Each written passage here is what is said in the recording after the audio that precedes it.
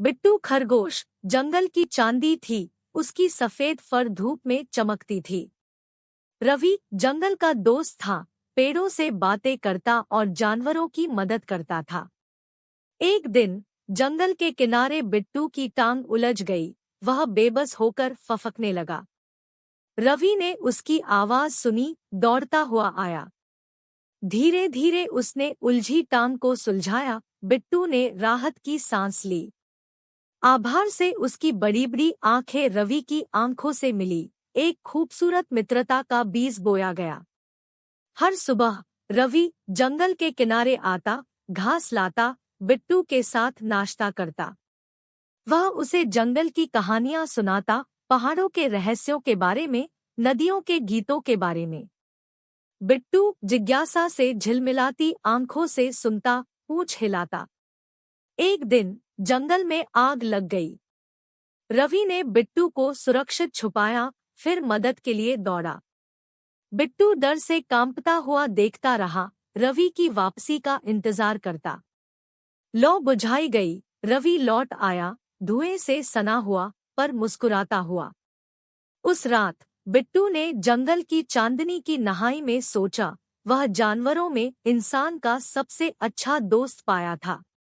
रवि ने सीखा, जंगल की खूबसूरती सिर्फ पेड़ों पहाड़ों में नहीं, बल्कि निस्वार्थ सेवा और दयालुता में भी छिपी है।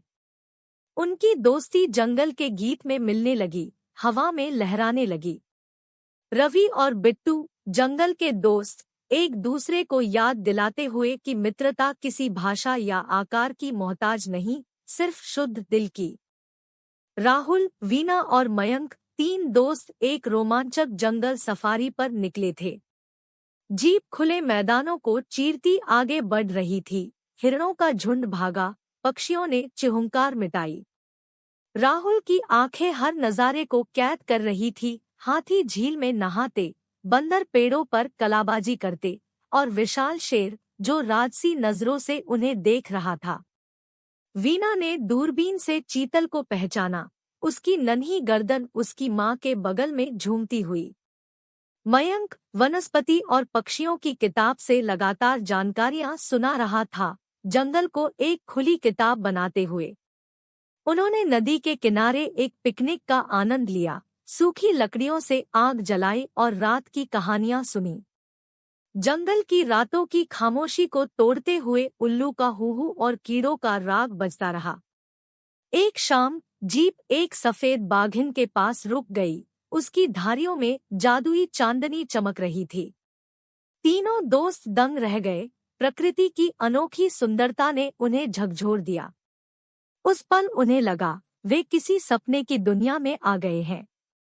सफारी खत्म हुई, पर उनके दिल जंगल की यादों से भरे थे। उन्होंने सीखा था कि जंगल सिर्फ जानवरों और पेड़ों का समूह नहीं, बल्कि एक जीवंत प्राणी है, जिसमें हर आवाज, हर रंग एक कहानी कहता है। राहुल, वीना और मयंक अपनी दोस्ती को मजबूत करके लौटे, उन यादों को संजोकर, जो जंगल की हवा में हमेशा गूंजती रहेंगी। वे जानते थे कि यह सिर्फ एक सफारी नहीं थी, बल्कि प्रकृति के साथ जुड़ने का, उसके जादू को महसूस करने का एक अविस्मरणीय अनुभव था। लल्लू मुन्ना सा लड़का था, जिसकी हंसी धूप की किरणों की तरह जंगल को रोशन करती थी। एक दिन जंगल की सैर से लौटते हुए उसने झाड़ियों के पीछे से भयभीत आवाज सुनी। धीरे धीरे झांककर उसने देखा, एक नन्हा पिल्ला डरा समा हुआ रो रहा था। लल्लू का दिल पिघल गया। वह उसके पास झुका, धीरे से उसे सहलाया और मीठा रोटी का टुकड़ा दिया। पिल्ला ने भूख से टुकड़ा खा लिया और अपनी गीली नाक से लल्लू का हाथ चाटा। उस पल में एक खास रिश्ता बन गया। लल्लू ने उसे कुट्टी नाम दिया। हर सुबह वे साथ जंगल घूमते, पहाड़ियों पर दौड़ते, घास के मैदानों में लोटपोट होते। लल्लू उसे जंगल के बारे में कहानियां सुनाता, पेड़ों से बातें करना सिखाता, और कुट्टी उसे खुश करने के लिए जोकरियां दिखाती। एक बार बरसात के दौरान नदी का बहाव तेज हो गया। लल्लू नदी पार कर रहा था, तभी उसका पैर फिसल गया। वह चिल्लाया, मगर कोई आसपास नहीं था। अचानक कुट्टी उसकी मदद के लिए दौड़ी। उसने लल्लू की शर्ट पकड़ ली और उसे खींचकर किनारे ले आई। दुबककर बैठे लल्लू ने कुट्टी को गले लगाया, आंसू छलक पड़े। उसने सीखा कि दोस्ती किसी आकार या भाषा की मोहताज नहीं होती, हर दिल में वफा का खजाना छिपा होता है। कुट्टी ने सीखा कि इंसान भी अच्छे होते हैं, वे उनकी रक्षा करते हैं और उनकी देखभाल करते हैं। उनकी दोस्ती जंगल के गीत में हमेशा बजती रही, हवा में लहराती रही। लल्लू और कुट्टी, जंगल की दो धड़कनें, एक दूसरे को याद दिलाते हुए कि मित्रता किसी आकार या भाषा की मोहताज नहीं, सिर्फ शुद्ध दिल की।